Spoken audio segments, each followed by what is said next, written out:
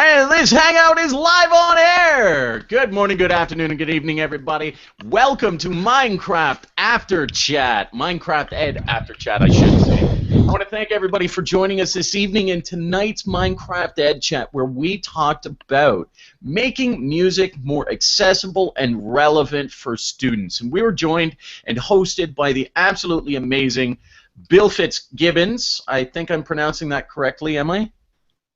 I go by Bill Miller. Okay. Bill Miller then, or on Twitter, Allegro. Miller Fitzgerald. They're close. Yeah.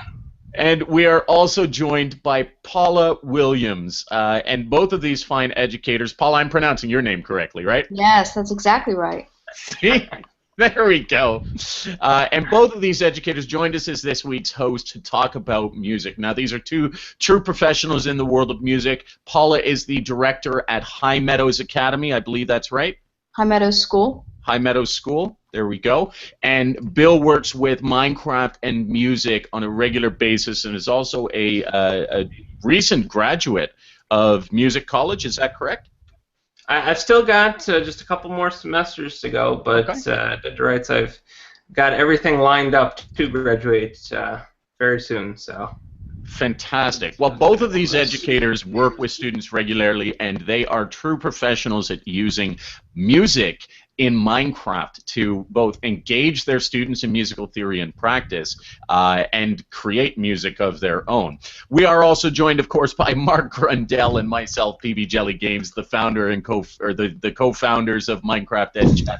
So we want to thank the founder and the co-founder. We'll let you figure out who it was. It's totally Mark, by the way. But we want to welcome you guys to the After Chat. This is a chat where we come together and we talk about the highlights of the chat that happened on Twitter just this past hour, and we cover some of the questions and cover some of the highlights of what people have said about the topic, and it really gives you guys an idea to see what's going on in the chat, just in case you missed it or in case you want some extra.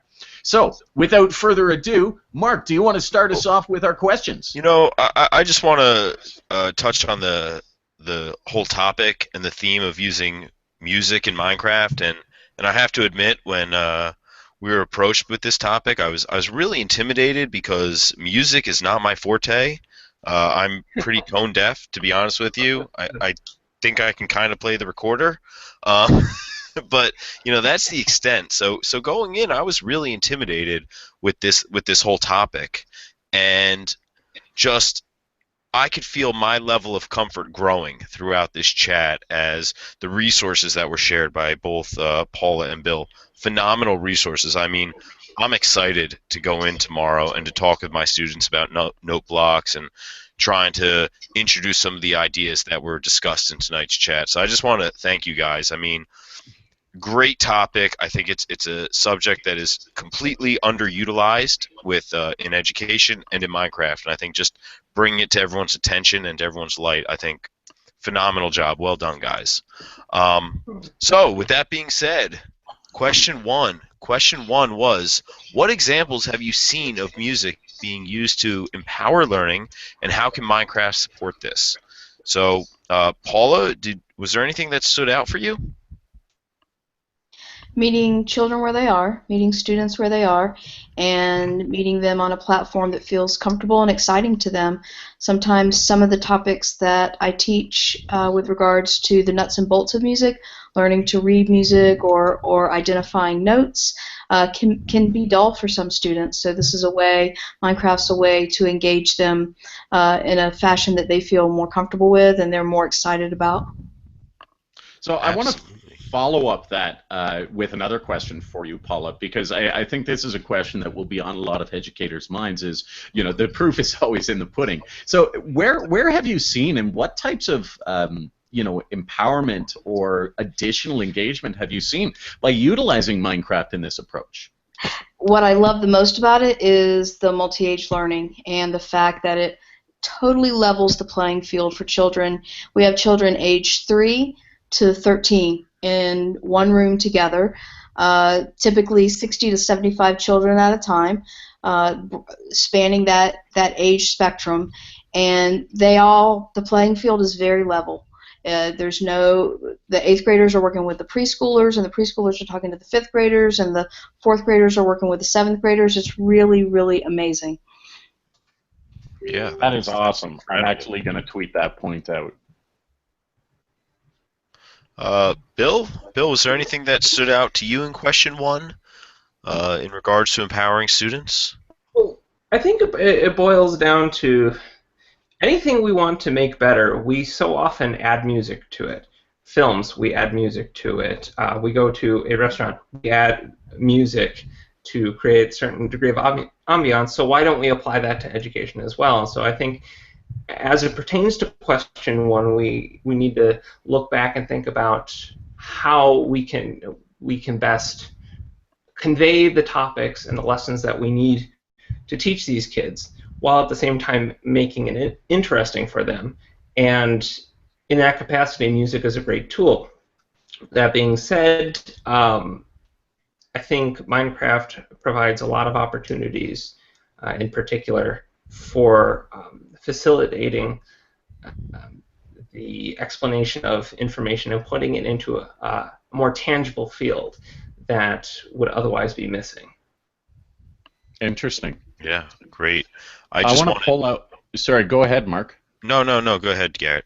Well, I wanted to pull out a point from one of our our residents. We should probably call her a fellow of Minecraft Ed. One of our resident students by the name of Pickleberry. And big kudos to you, Pickleberry. You're always, Kristen. You're always involved in the Minecraft Ed chats, and we really truly do appreciate it. But she made the point that there are so many catchy songs and parodies and musical parodies and songs, even original songs, that are made based on Minecraft. And I think this is a very relevant point that I always like to key in on. Is students know YouTube. Kids watch YouTube. They watch YouTubers like myself, like Stampy Longnose, like Nettie Plays and Tomahawk. And this is where they're getting all of that from. So again, jumping between Paula's points and Bill's points, is this is a relevant area for them. They recognize music in Minecraft. We don't have to force it in. So it becomes a very unique tool to use at that stage, and a very authentic tool at that. Yes, and I wanted to give a shout out to Patrick, who I believe is a teacher at Paula's school. Is that correct, Paula? That is correct. He made a great point that Minecraft and music are synonymous in that they're both freedoms of expression. So why not marry the two together? Mm-hmm. And I just love that idea. So great point, Patrick. Absolutely, and we're not playing favorites just because you work with Paula. Realistically, it's a fantastic point, because that creativity, that drive for creativity, it's a powerful impactor for Minecraft in education. Okay, so how about question 2? Question 2 was, how can Minecraft make music more relevant and meaningful for students? And we've talked about that a couple of times in terms of it being very relevant and meaningful. But go ahead, Bill, do you have any particular points that came out of that chat from anybody that you thought were powerful, or anything you'd like to express on that one? Well, I saw a great many excellent points made in the Twitter chat. And while no particular one really stands out, because, again, there were so many great points made in such a short period of time, trying to keep up with all of them was definitely interesting, but challenge. Yeah, definitely. But I think ultimately, when we're talking about music, music is a very abstract and often misunderstood concept. Mark, you touched base with it a little bit earlier. On a lot of people aren't confident in talking about music because, at the end of the day, our current education system does not put a lot of emphasis on music or the arts. So when it comes to discussions of making music, we end up severely limiting ourselves in what we can talk about. So I think discussions like this and the answers provided in question 2 make Minecraft and by extension music more accessible and more pertinent to music education as a whole. No, absolutely, and I think accessible is a very key word. I know I'm having trouble expressing myself as well, Bill. It's a challenge. I love the idea that you can, create music within Minecraft. It's a safe, it's a comfortable environment. Children feel safe there. Why not utilize it for music education? Paula, did you want to add anything? Hold on one second. I think I accidentally muted Paula. Go ahead and unmute yourself, Paula. There you go. To me, there's some irony in what you and Bill are saying, in that you're talking about music's very abstract and can be challenging, and yet it's really the one thing that's always everywhere that we are. It's in the grocery store, it's in the shopping center, it's at the ball games, it's at sporting events. It's literally everywhere we go is music. So it's ironic to me that you all are expressing that it's very abstract, when really it's the one thing that we all experience almost all the time. That's an interesting point. Yeah, that's true. It's always in the background. Yeah, there's a consistency with music and how we understand music that really bridges a lot of other fields. So where, in terms of Minecraft then, Paula, do you see it as having maybe an added relevance to students? In a similar way, I think one of the reasons that children in particular are so drawn to Minecraft and so attracted to it is the fact that it is just this open creative playground for them, and it is something that they can immediately relate to. And I think music is the same thing. Whether they understand the nuts and bolts of it is another thing, but music is something that is around our world all the time, and that I think everyone can relate to, at least on an emotional level. And I think Minecraft for children is that same way. I think it's that digital playground that they can get right into. Excellent point. I wanted to draw out a point that, first of all, big thank you, Neil Mangold, for joining in the chat and putting in your ideas and giving us a little bit of a heads up of the fact that Playcraft Learn, the Minecraft Education Edition, so you heard it here first, folks, because it came directly from him, I'm allowed to say this, is going to have note blocks in the education version. And I expected it to be. But he said that, Playcraft Learn and using the note blocks allows students to really think deeply about the timing and the melody as they string note blocks together. And we did see this come up a couple of times. I shared one of the adventure maps that I've created where I put together note blocks. A couple of other people have shared some maps that also do that. And it's really interesting that you put that. Is you really do have to think deeply about the timing. So what's interesting to me is the fact that we've got this added relevance to students where they might not think about timing in a different way, but in Minecraft, I'm not sure where we're getting the echo from, but in Minecraft... I think, Bill, we're getting a little echo from you, buddy. Really? Maybe just turn down your microphone just a touch and see if that helps. All right, let's take a look, see. At any rate, I'll keep going with the train of thought that I have before I lose it. So this relevance, it's not just in terms of music, it's not just in terms of timing, but I know a number of kids and YouTube, driving into the YouTube environment, or creative individuals who have actually created their homes and used Minecraft note blocks to really replicate a doorbell, to replicate these things. And I think it becomes a scaffolding pattern where kids can see this is possible, and it's unique, and it's tied to something that I know and love. Ergo, I'm going to explore it a little bit deeper, and they're more willing to do so. Anyway, my point probably came across very, very butchered. I apologize for that, but I think we all got what I meant. Mark, shall we move on to Q3? So Q3. How can Minecraft be used to teach music, reading, and writing, and auditory training and composition? Paul, do you want to start with this one off? Sure. With my students, we use it as another tool to learn how to read notes, write rhythms, create the different aspects of music. For example, the staff, the treble clef, dynamics, all of those types of things that are involved in music notation. So we use it in that way. Fabulous. And yeah, Paula, you tweeted out some amazing examples of the builds of instruments and just the scales, the visual music, and incorporating the note blocks into that. I thought you did an incredible job. And if you did not see these resources that Paula shared, you need to go back in and check out some of those pictures. They're just incredible. And Paula, if you have any videos, you got to share those too, because I would love to see those scales in action. All right. Bill?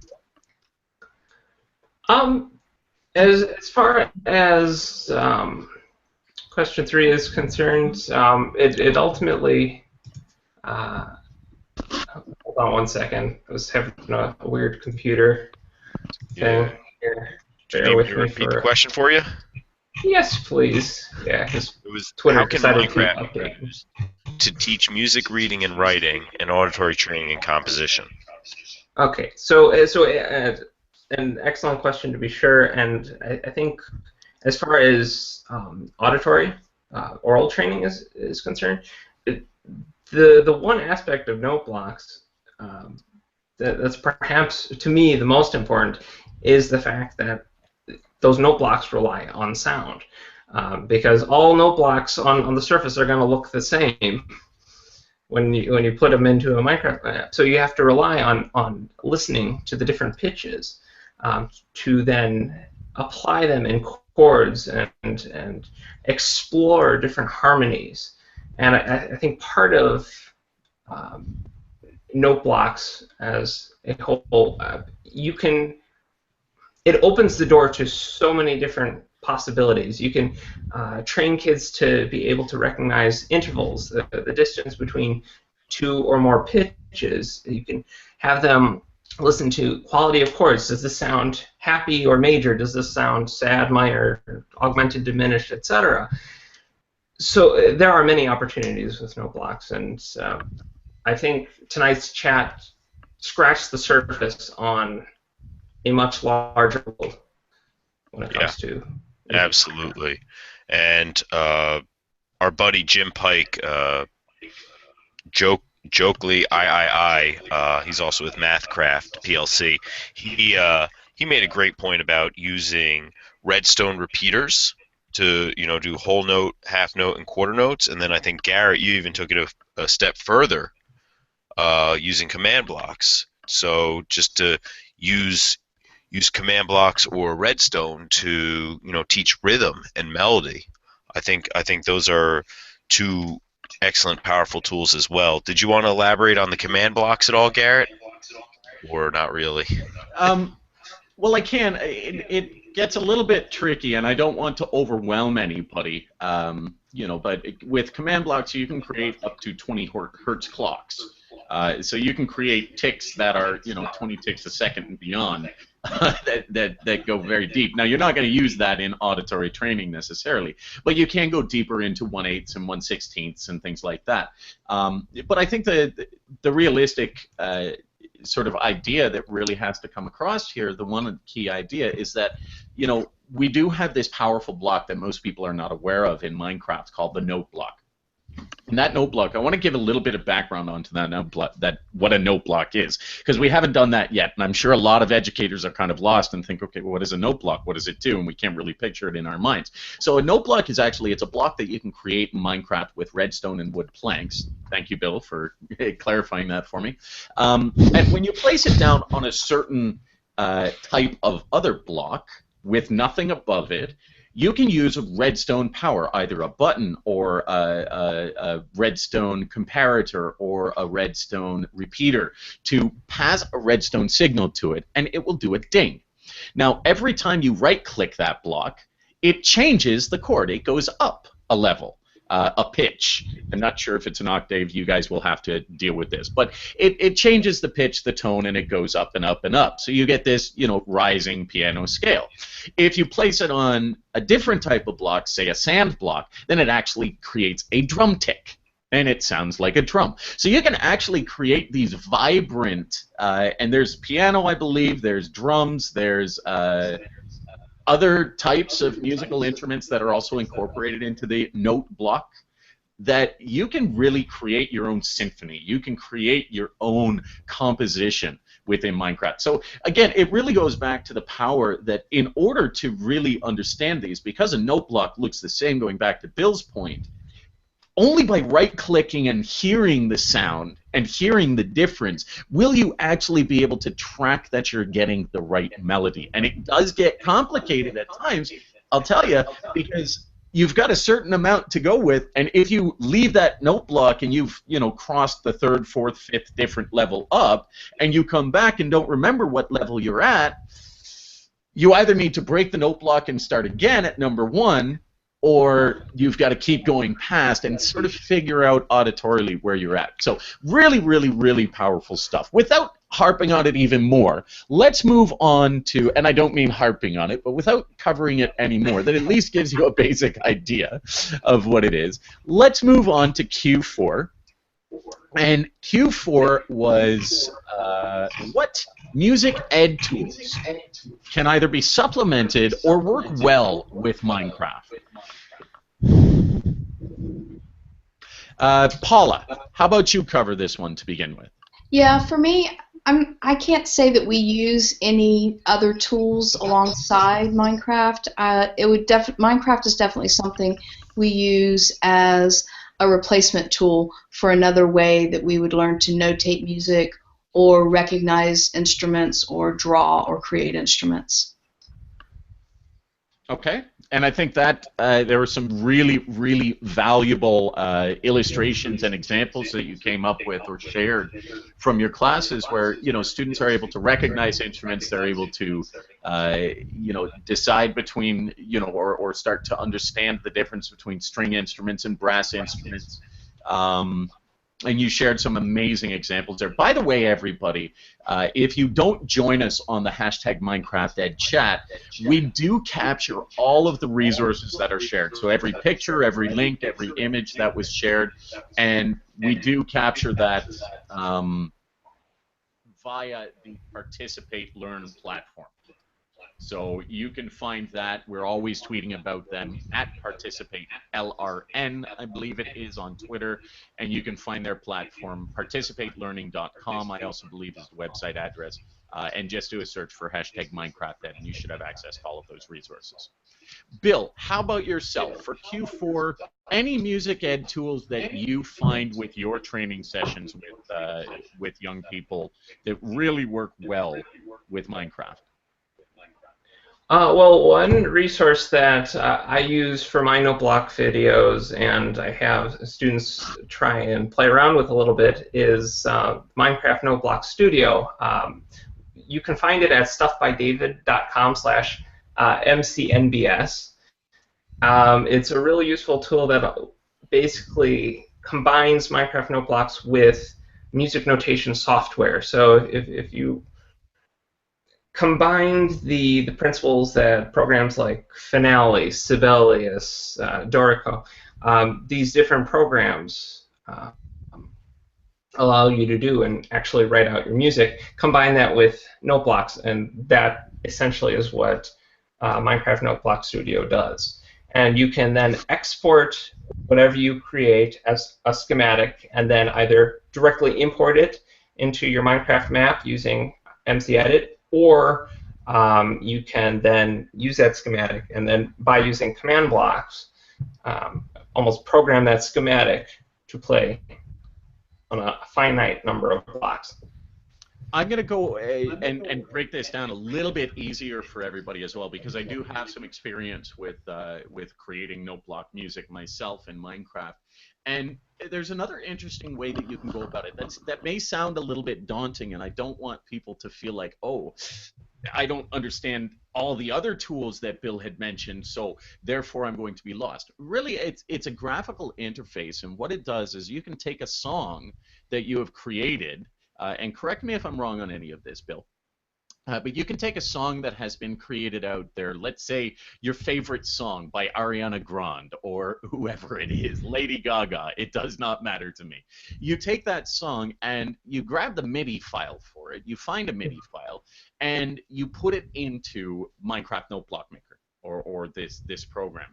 And what it will do is it will actually show you the note blocks and how many ticks of each note block it is to get that particular sound, and it lays it out in a very nice fashion. So there is one other thing that you can do, which is just by understanding how it looks on the page, and it also allows you to take out all of the other instrumentals. So it'll allow you, if you know in Minecraft you don't have access to the violin, right? You can kind of get rid of that. You don't have access to the fanfare, things like that. You can actually remove those before you export it.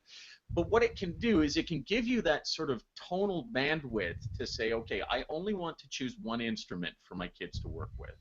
And it will tell you, you know, this particular note block placed on grass will tick off 1, 2, 3, 4, 5. There you go.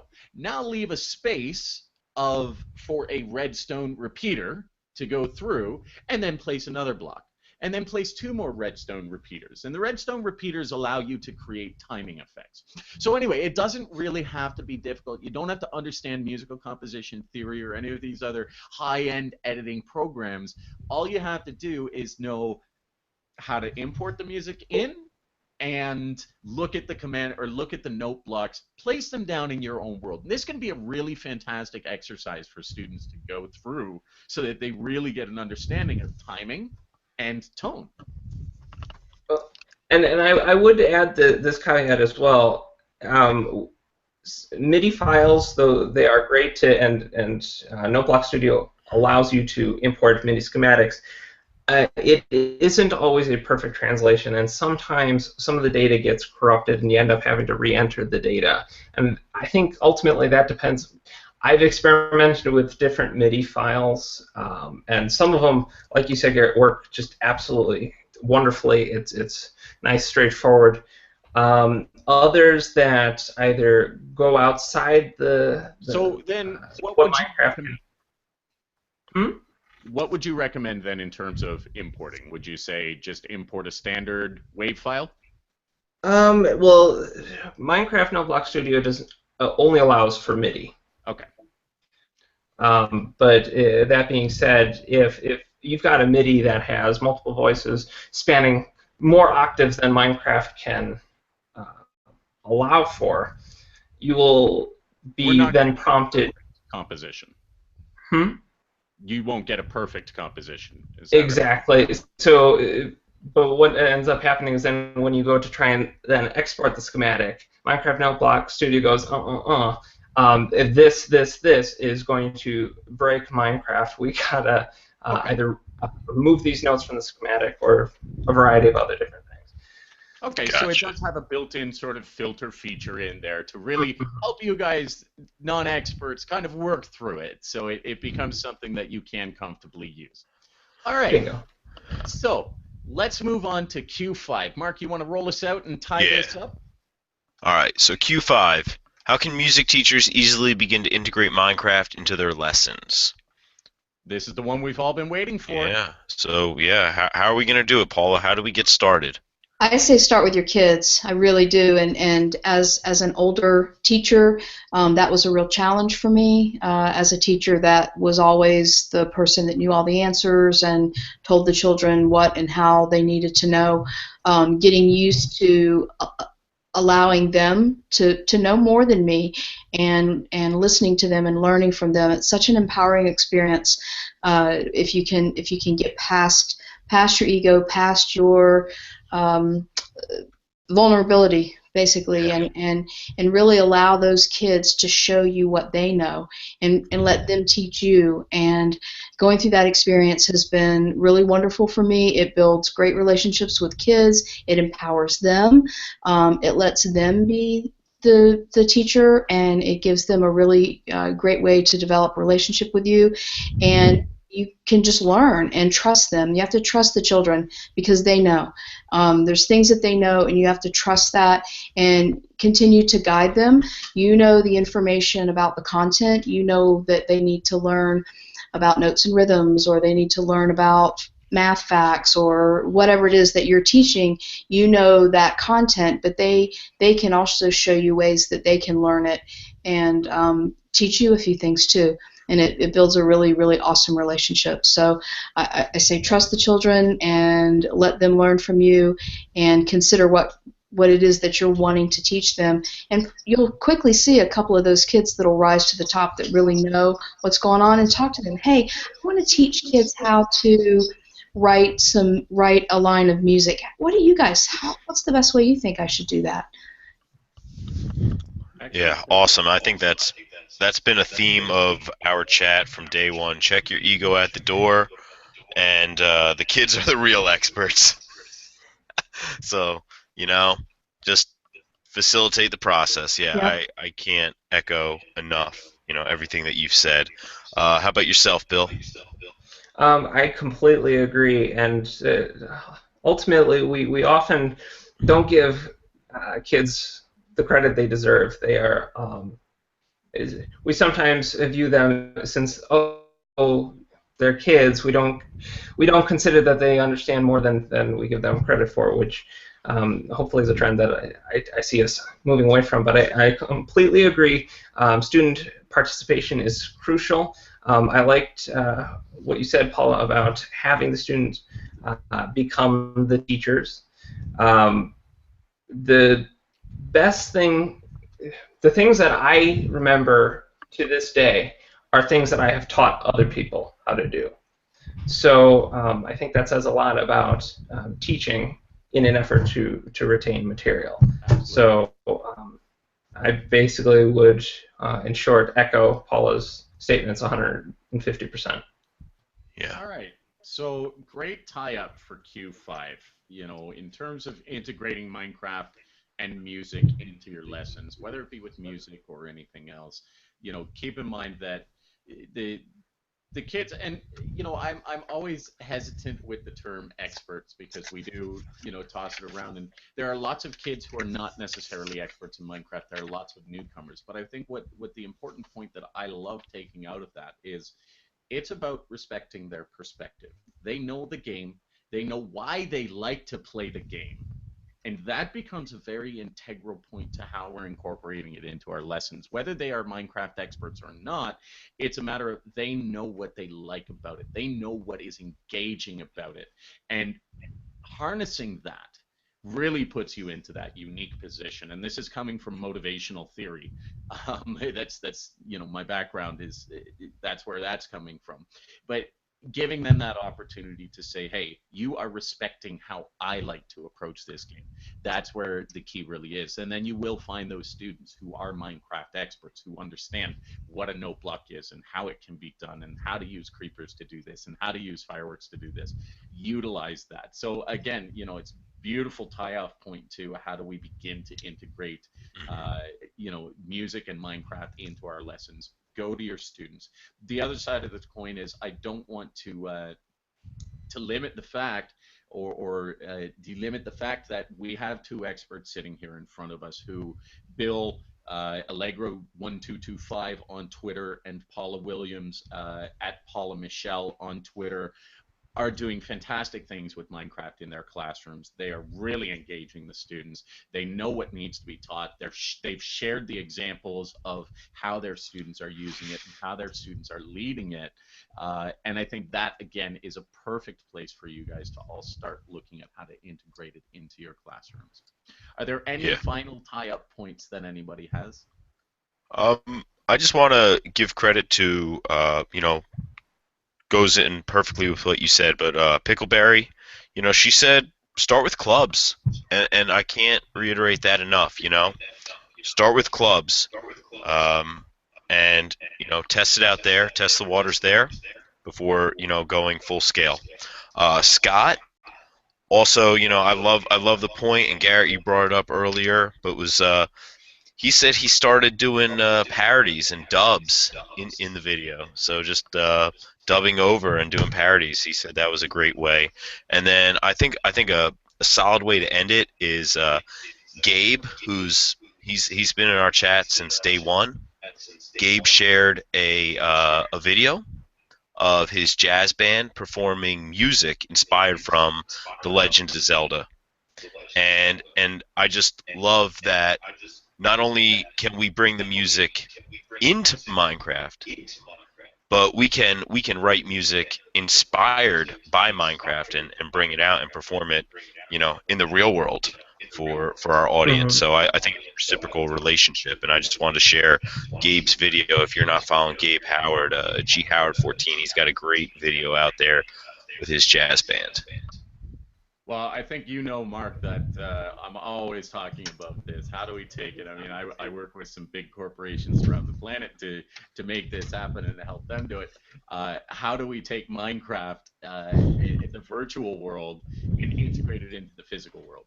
And I think that's such an important, valuable aspect. There was something that came out here, and Paula, I'm sure, I think you picked up on it as well, is somebody came up with the idea of, creating, a Minecraft environment and having the outside band actually do the musical overture for it.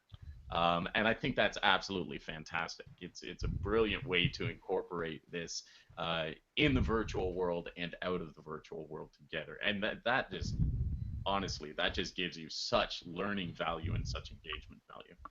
Cross-platform, cross-medium. Yep. All right.